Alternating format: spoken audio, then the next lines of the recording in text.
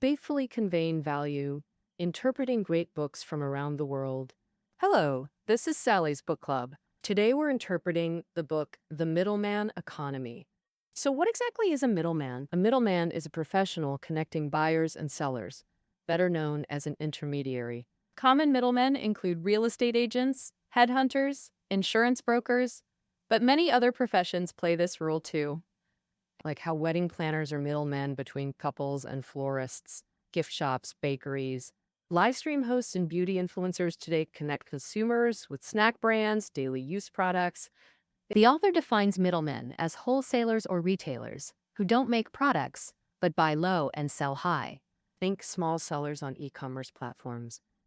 Ride-hailing apps, food delivery, flight and hotel bookings. These apps are middlemen too. We're surrounded by them without realizing. This middleman economy is everywhere. Sociologists have thoroughly studied how middlemen provide value and profit from both sides. Author Marina Krakowski is a renowned Silicon Valley journalist focusing on social sciences like psychology, sociology, and economics. Through her work, she's digested extensive research on middleman economics.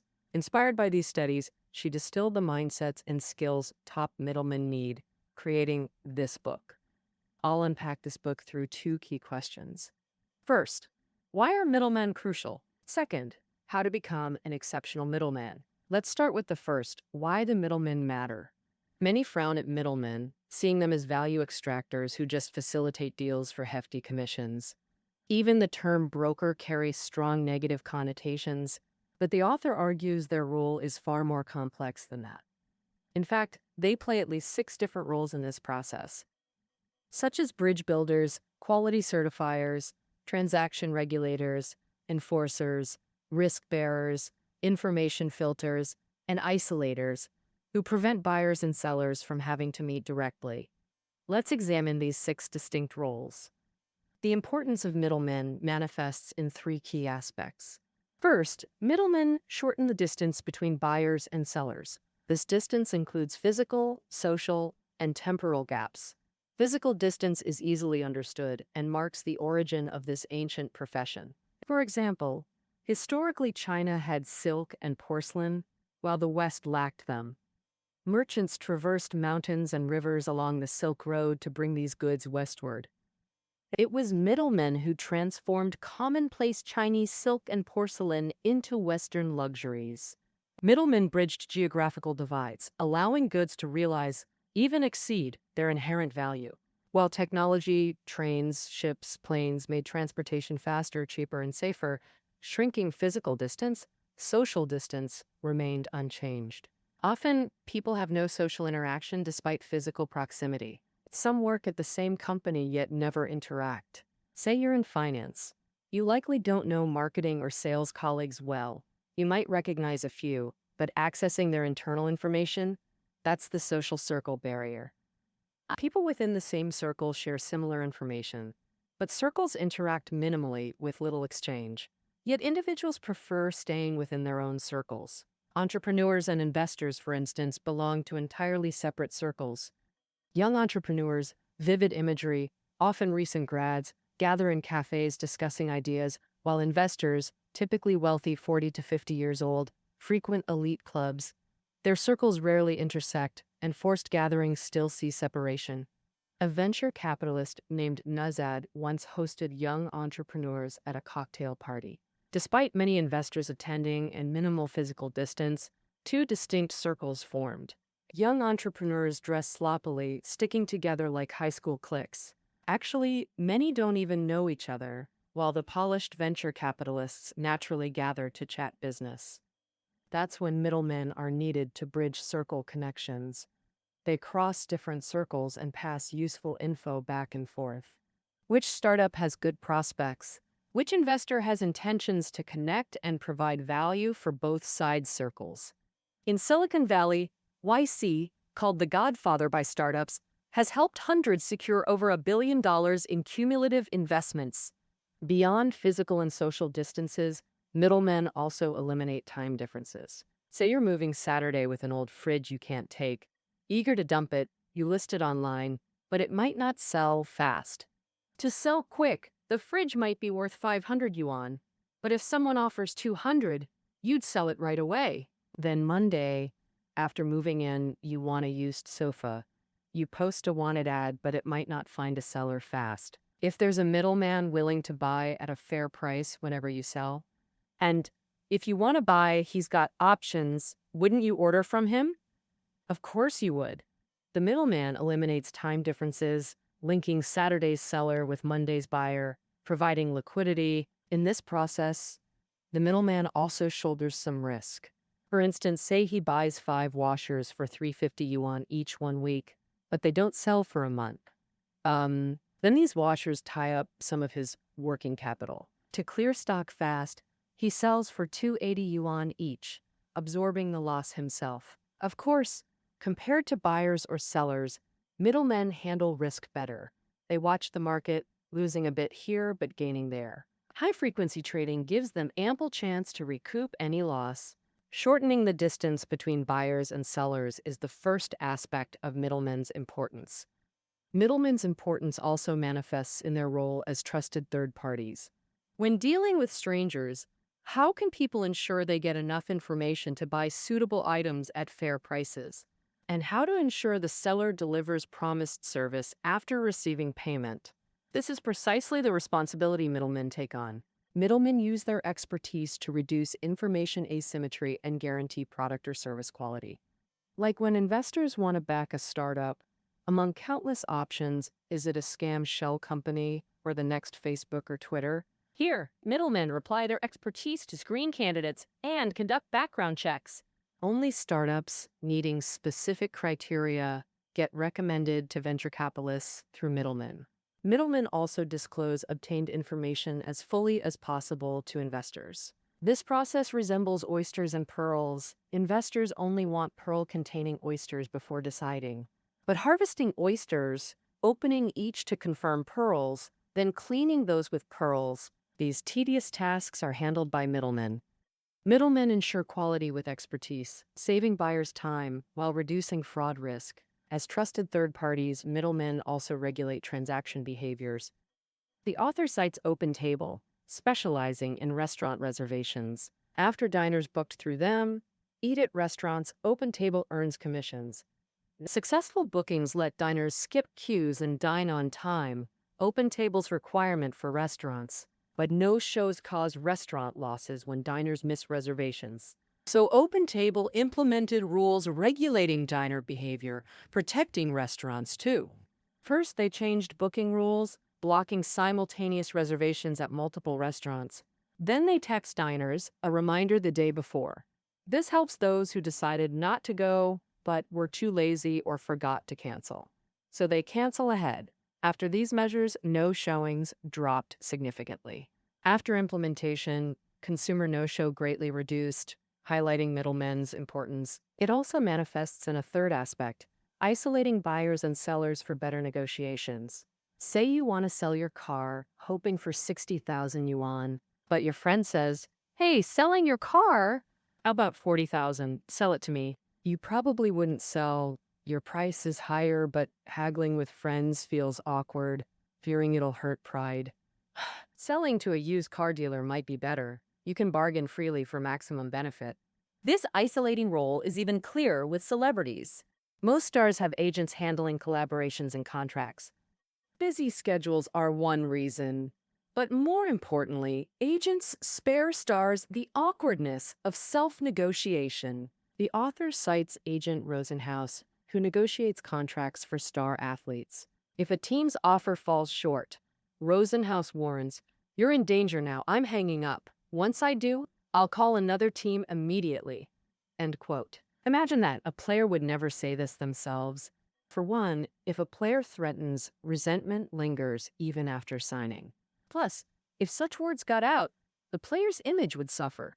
Fans might see them as money grubbing. In short, middlemen bridge gaps, letting both sides get what they need while profiting. That's part one.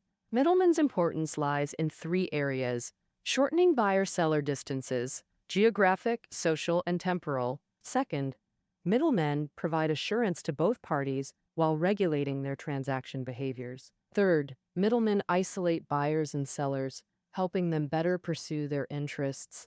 Now that we understand middlemen's importance, so how does one become a top-tier middleman? That's exactly the second question we'll address.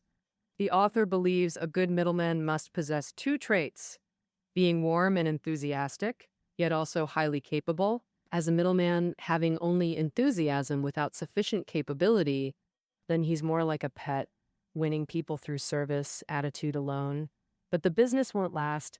For example, if a travel agent is warm and attentive, but recommends disappointing itineraries, you won't book with them. But if someone is capable yet greedy, they become a predator, not only harmful to clients, but potentially damaging to society, like those hiding forced shopping and tour packages, or loan brokers pushing high-interest loans to students. A good middleman must treat clients like friends, warm, cooperative, and highly competent, achieving goals. Interestingly, selflessness isn't required. Being profit-motivated while ensuring mutual benefit enables cooperation and goal achievement. Of course, traits alone aren't enough to become a top-tier middleman. The author offers many suggestions, summarized into 4 key strategies. First, if starting from scratch, prioritize giving, make friends first, accept small losses. This is crucial, but also the hardest. Many feel deeply awkward about befriending potential clients because true friends shouldn't profit from each other, yet client friendships are fundamentally transactional. It feels like scheming against them. When feeling you're selfishly using others, most experience self-loathing. How to overcome this mental block? Nazad's approach, mentioned earlier, might offer guidance. As a middleman connecting investors and startups, Nazad doesn't sharply separate personal and professional networks. So he treats his colleagues, business partners, and people he meets in life as friends, and friends help each other. Nazad connects them, dedicating his time. If startups face difficulties, he helps them however he can. For instance, when they couldn't afford offices initially, Nazad provided free space. When they needed expert guidance, he'd tap his network to introduce reliable experts. Since Nazad always operated this way, everyone recognized him as honest, kind, and generous, and Silicon Valley's actually quite small. As this reputation spread, many investors and startups proactively sought him out. Beyond emotional investment and selfless help, middlemen starting from scratch also need financial investment. Consider student Tills at Boston University. He saw a pregnant woman handing out flyers on campus seeking a temporary babysitter. Tills keenly sensed a great opportunity. Boston's suburbs had many affluent families needing temporary or long-term babysitters. And with 33 schools in Boston, many students wanted babysitting gigs for income. Demand existed on both sides, but Tills knew few parents seeking babysitters and few students wanting to babysit. What could he do? This chicken and egg problem faces many middlemen starting from zero. The author suggests cross-subsidization to gain users. What's that mean? It means subsidizing one user group to attract them to your platform. Then, with a large user base, you attract paying users from the other side, making the subsidy worthwhile. This is exactly what many internet platforms do today. Like ride-hailing and food delivery apps, they attract one side with discounts and cash subsidies. As one user group grows, the network becomes more appealing to the other side, and growth in the other group then attracts even more users wanting to connect. This virtuous cycle drives rapid user growth until reaching critical mass. Tills adopted this model, attracting students interested in babysitting by offering free job matching. After having this list, he started thinking of ways to reach out to parents in need of babysitters. And, for example, distributing flyers in supermarkets and baby sections, or helping watch kids for free on community lawns. After confirming the parents' needs, Tills then referred students from the list to them. Finally, he would charge the parents a certain commission fee. Once both buyers and sellers reach a certain scale, the middleman can charge both sides simultaneously. However, most middlemen still provide free service to one side and charge the other to profit, using a cross-subsidy model to pursue continuous growth and profit. A good middleman must not only learn to give, but also accurately understand customer needs. This is key to being a good middleman. Second suggestion, why do consumers seek middlemen? What are their needs? This is the most crucial part for a middleman to understand when engaging with clients. For example, a couple looking for a wedding planner. Undoubtedly, they find planning every detail of the wedding too troublesome and want a wedding planner to help. If at this point, the wedding planner asks about everything from the entire wedding day process down to the bouquet style and cake size, as for the client's opinion, the client might find it very tedious and even think, since you're asking me about everything, why bother paying you to do the job? When the client wants to reduce options, the middleman should spend time and effort researching how to better save the client's time so they don't dwell on unnecessary details.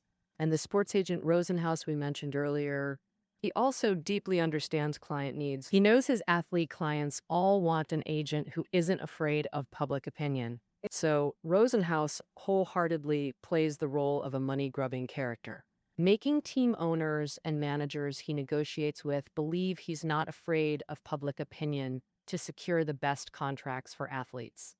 The third suggestion to be a good middleman is to speak with professionalism and credibility.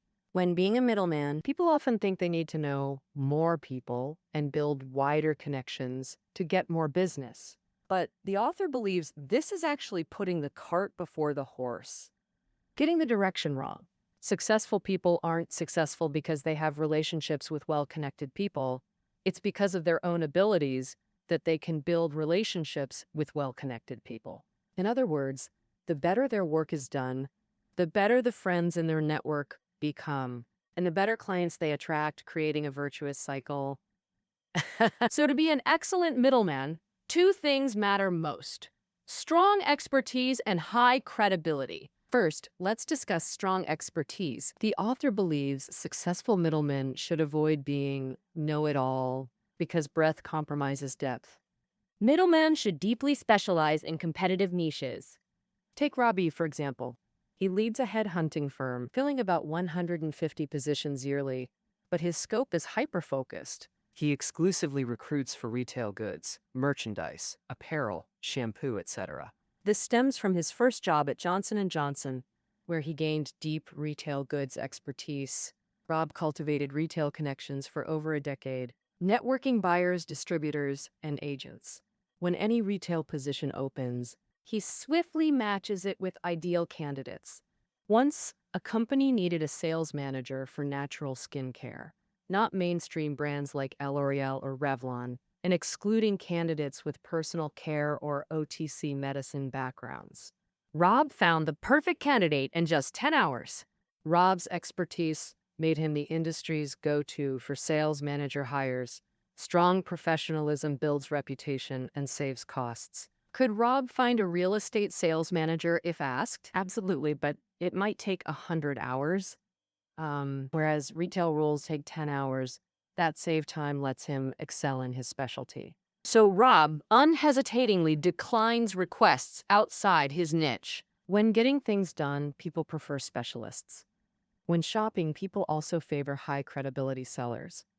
In e-commerce, seller credibility helps buyers assess quality, directly influencing purchase decisions. Perhaps you do this too, checking seller credibility ratings and negative reviews when shopping on Taobao. Researchers once conducted a credibility test on eBay, having high reputation sellers and new sellers list identical postcards. Buyers reference seller ratings when purchasing.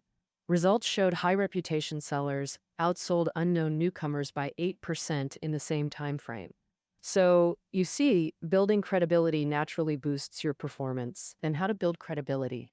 The author believes middlemen must meticulously handle every deal, rejecting get-rich-quick mentalities. Model agent Shamoon told the author, building credibility took years.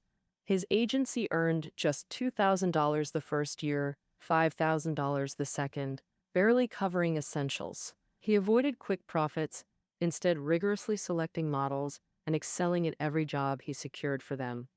Beyond individual deals, middlemen must make credibility from each transaction cumulative. The best method? Open a shop or company, establishing a reliable reputation for all visitors. If no physical store, an online shop works. Even a customer review site spreads credibility, attracting more clients. Another key point: never casually recommend products or services you don't understand. We often see live stream hosts crash and burn. The reason? They didn't truly understand the quality or issues of what they promoted. After credibility is destroyed, rebuilding it becomes far harder. To be a good middleman, the author's fourth suggestion: actively protect both buyers' and sellers' rights. Many middlemen unconsciously favor whichever side offers steadier profits during deals. Model agents are a prime example. They connect models, actors with photographers, film producers, advertisers. For clients, their core duty is finding suitable models while respecting budgets as much as possible. For models, agents must negotiate to secure income matching their time and exposure. In the current business environment, clients hold stronger positions while models are relatively disadvantaged. Thus, many model agencies lean toward protecting advertisers' interests, tolerating certain advertiser behaviors. For instance, some clients request still photo shoots, but when models arrive, video cameras are present. Or clients keep using models' photos beyond contract expiration. But Adams, head of a top modeling agency, rejects this approach. He believes good agencies must protect both parties' interests for sustainable business. Adams represents both sides, meeting clients' appearance requirements while ensuring young models arrive punctually. But if clients cut corners at models' expense, he'll negotiate firmly with them too. Adams believes protecting models attracts top talent, which in turn draws premium clients. When clients follow agency standards, everyone benefits. All right, that's our second question. How to become an excellent middleman, someone warm, cooperative, and deal-driven. So, how does one excel as a middleman? The author offers 4 key strategies. First, start by giving help others proactively and use cross-subsidies to build client bases. Second, accurately understand client needs. Third, let expertise and credibility speak for you. Fourth, diligently protect both sides' interests for long-term success. If you're a buyer or seller, may this book help you engage better with middlemen.